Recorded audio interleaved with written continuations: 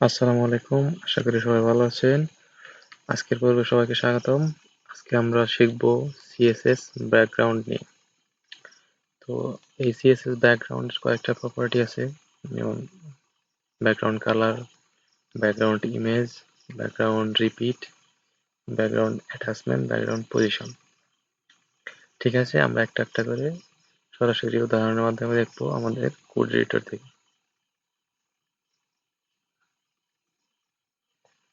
গত পর্বে আমরা এই পর্যন্ত ছিলাম। এই কোডগুলো কেটে দেই।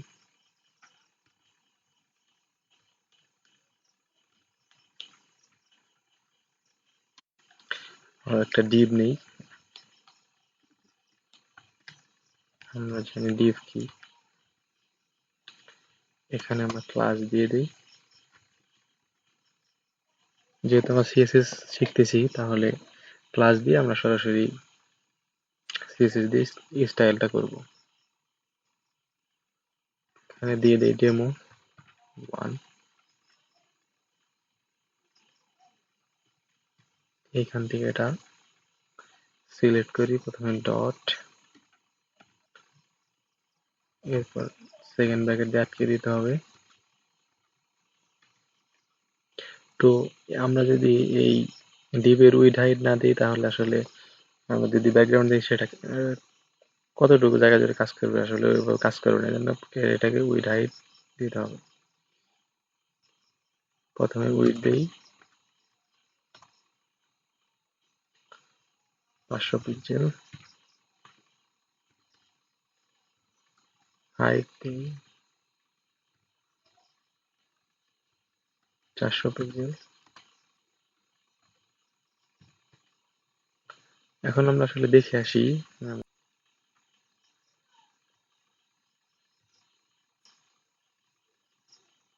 দেখুন একদম ফাঁকা। এটা কিন্তু আসলে একদম ফাঁকা না, কোডগুলো কাজ করেছে। আপনারা যদি ভিউ সোর্সে যান, কন্ট্রোল চেপে অথবা রাইট ক্লিক করলে দেখবেন পেজ ভিউ সোর্স। দেখুন আমাদের কোডগুলো কিন্তু সম্পূর্ণই চলে এসেছে। এখানে কেন দেখাচ্ছে না? কারণ ব্যাকগ্রাউন্ড দিয়ে নেই, যে ডিপটা এটারও ব্যাকগ্রাউন্ড এটার সাথে মিলে গেছে। এই জন্য আমরা যদি এখন ব্যাকগ্রাউন্ডটা চেঞ্জ করি, তাহলে এটা আমরা দেখতে পাবো। প্রথমে আমরা ব্যাকগ্রাউন্ড কালার শিখব। এই জন্য আমরা দেব, দেখুন এখানে দিয়ে দিয়েছে ব্যাকগ্রাউন্ডের কি যে কয়টা প্রপার্টি আছে। প্রথমে দেখব কালারটা ইউজ করব।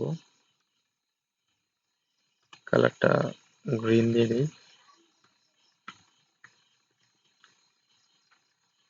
রিফ্রেশ। এই দেখুন আমাদের এতটুকু জায়গা ব্যাকগ্রাউন্ড কালারটা কাজ করছে।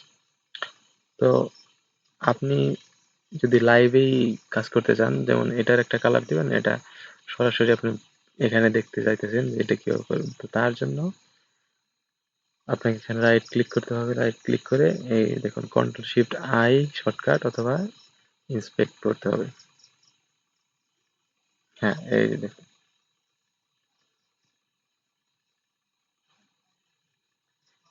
এইখান থেকে আপনি যদি চান যে অন্য একটা কালার দেবেন, ক্লিক করবেন, যে কোনো কালার খুশি আপনি এখান থেকে নিয়ে দিতে পারবেন। তারপরে এই কালারটা জাস্ট কপি করে আমাদের কোডের মধ্যে দিয়ে দিবেন। এটা হচ্ছে হেক্সা কোড। আমাদেরকে কাজ করার সময় এই ধরনের কোড ইউজ করতে হবে কালার কম্বিনেশনটা ঠিক করার জন্য। এখন রিফ্রেশ করে দেখবেন এই কালারটাই থাকবে। তো আমরা কালার দেখলাম, এরপরে আমরা ব্যাকগ্রাউন্ডে কিভাবে ইমেজ দিতে হয়। তো কোডে চলে যায়।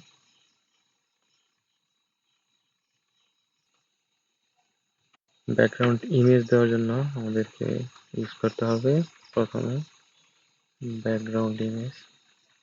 দেখুন সাজেশনে চলে এসেছে ব্যাকগ্রাউন্ড ইমেজ, এবং এখানে লিখতে হবে ইউআরএল।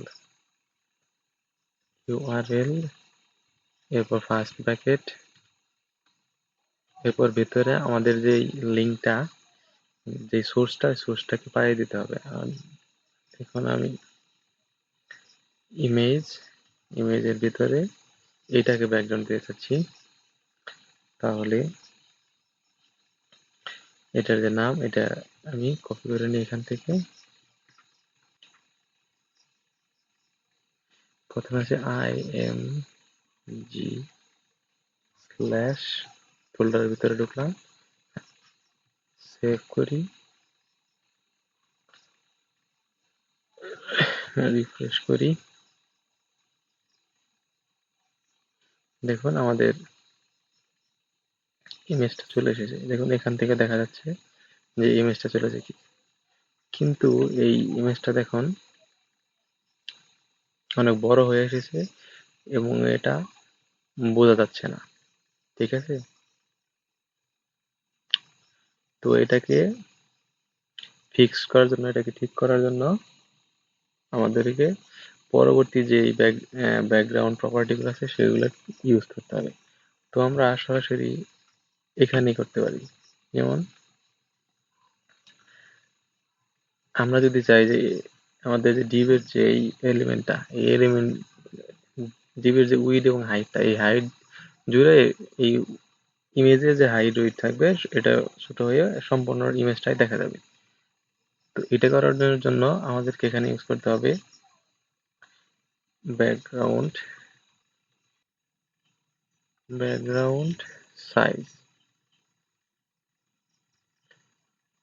সাইজে আমরা কয়েকটা প্রপার্টি ইউজ করতে পারি। আমরা যদি অটো ইউজ করি তাহলে দেখুন এখানে অটো চলে এসেছে। অটো ইউজ করলে অটো চলে অটোমেটিকলি যা হওয়ার তাই হবে। এটা হয়তো ফুল উইড এরকম পেতে পারে না। তারপরে কন্টেন্ট বলতে ইমেজের যে উইড হাইট, ধরুন আমাদের ডিভের উইড হাইট আছে 500 বাই 400, কিন্তু ইমেজের উইড হাইট যদি 300 বাই 200 থাকে তাহলে কি এটা ওই 300 বাই 200টাই পেয়ে নেবে। ঠিক আছে, আমরা যদি কভার দিই তাহলে কিন্তু এটা সম্পূর্ণ ফিল আপ হয়ে যাবে। ঠিক আছে, আর ইনহেরিট বলতে এটা এর যে ইনহেরিটেন্স ইংরেজি যে শব্দ আছে, উত্তরসূরি বা এর পূর্বের অনুযায়ী এটা কাজ করবে। ঠিক আছে, দেখুন আমাদের ইমেজটা আমাদের এই ইমেজটা কিন্তু কি বারবার রিপিট হচ্ছে। যেমন এখানে একটু আসছে, তারপর এখানে আসছে। আমরা কিন্তু আরেকটা প্রপার্টি শুরুতে দেখেছিলাম ব্যাকগ্রাউন্ড রিপিট। তো আমরা এখানে ব্যাকগ্রাউন্ড রিপিটটা একটু দেখব। দেখুন এখানে রিপিটটা যদি আমরা ক্লোজ করতে চাই তাহলে এখান থেকে দেখি, এখান থেকে ইন্সপেক্ট এলিমেন্টে যান, আমরা বডিতে ক্লাস দিয়েছিলাম, বডিতে ক্লিক করি, দেখুন বডির যতগুলা প্রপার্টি আছে সবগুলা চলে এসেছে। এখানে যদি আমরা ইউজ করি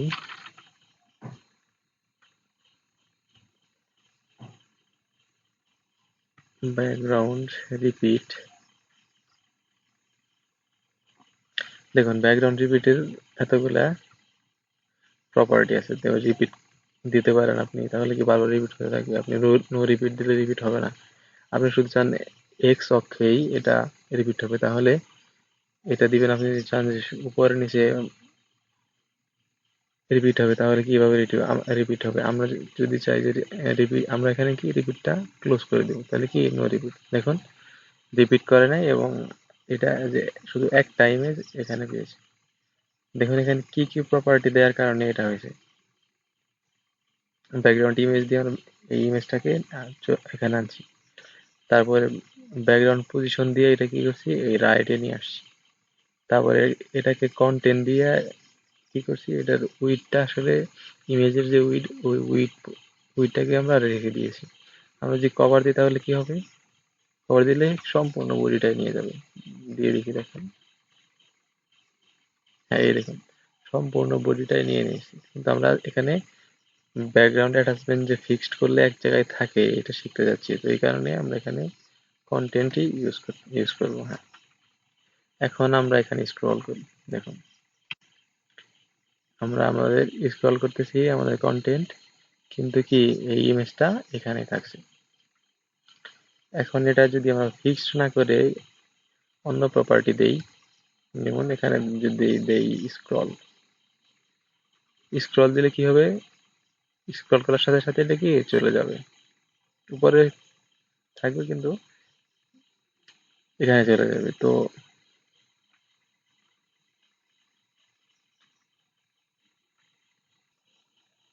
তো আমরা যে কোডগুলা তখন ব্যবহার করলাম এগুলো আমরা কপি করে নিই এখান থেকে, এখানে পেস্ট করে দিই, যদিও পেস্ট করাই আছে। এখন সেভ করি, সেভ করে ব্রাউজারে চলে যাই, এটা কেটে দিচ্ছি, ইন্সপেক্ট এলিমেন্টের এটা। হ্যাঁ, আমার পজিশনটাকে চেঞ্জ করে স্ক্রল দিয়েছি এই কারণে। তো এতক্ষণ আমরা কি শিখলাম, এটা যদি একটু সাম আপ করি তাহলে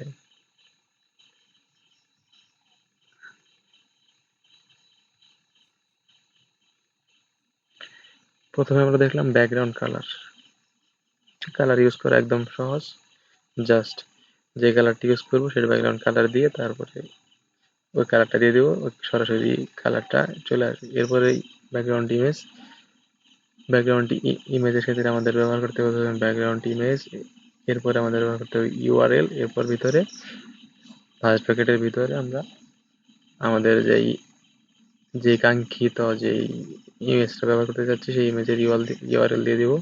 এরপরে আমরা দেখেছি রিপিট, রিপিট বলতে একটা ইমেজের যদি হাইট আমরা যেই ডিপে বা যেই জায়গায় ইউজ করব ওইখানে যদি ইমেজের ওই হাইটটা যদি ওই ডিপের তুলনায় বা ওই এরিয়ার তুলনায় ছোট হয় তাহলে এটা কি বারবার আর তো আমরা এই বারবারের আশাকে আনতেও পারি অথবা নাও আনতে পারি বা কোনো একটা অক্ষে আনতে পারি। এইটার কন্ট্রোল করার জন্য আমাদের ইউজ করতে হয় এই ব্যাকগ্রাউন্ড রিপিট।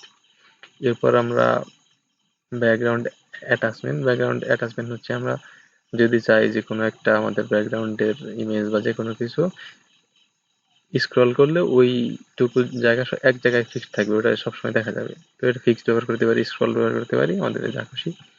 এবং ব্যাকগ্রাউন্ড পজিশন দিয়ে আমরা আমাদের ব্যাকগ্রাউন্ড যেই ইমেজটা থাকবে বা যা থাকবে ওটা আমরা যে কোনো জায়গায় নিয়ে যেতে পারি, এটা হচ্ছে আমাদের ব্যাকগ্রাউন্ড পজিশন। তো আশা করি সকলে বুঝতে পেরেছেন।